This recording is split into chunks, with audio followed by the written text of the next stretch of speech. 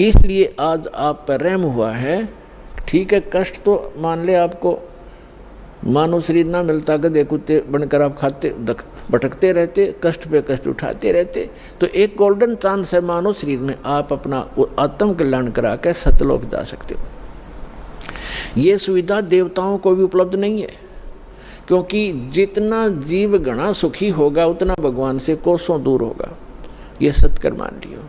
और जितना दुख होगा उसके लिए वरदान सिद्ध हो सकता है, यदि उसको सतलोक आश्रम वाला जला हिसार प्राप्त हो जाएगा, उस दुख के कारण भी उसको परमात्मा मिल जाएगा। कबीर साहब कहते हैं कि सुख के माथे पत्थर पड़ो, जो नाम हृदय ते जावे, और बलिहारी उस दुख के जो पल पल नाम रटावे। परमात्मा कहते हैं आग लगे से सुख का जो भगवान से दूर करे, भाड़ में जाओ कोठियर कार ये मंत्री पद, जिस तो भगवान भूल जा। अरे भगवान ऐसा कष्ट दिए रखना आपकी याद बनी रहे। तो पुण्यात्मा, आप बालक हो, अध्यात्म ज्ञान मिला नहीं। आमीन जय बजरंग बली जय गणेश जी के गीत गा के हम इनकी भी भक्ति सही नहीं कर पा रहे थे, गणेश जी की, शिव जी की, विष्णु जी की, माताओं की। ये साधना भी इस दास के पास उपलब्ध है, जो ये आपको यथार्थ लाभ देंगे। इन मंत्रों के वश हैं ये, जो दास आपको देगा। ये इनके बस की बात नहीं है। इन मंत्रों के जाप से आप अपने आप ये अट्रैक्ट होते हैं। जैसे उदाहरण देते रहते हैं कि भैंसा होता है, भैंसे को भैंसा भैंसा करते रहो, कति ध्यान नहीं देगा।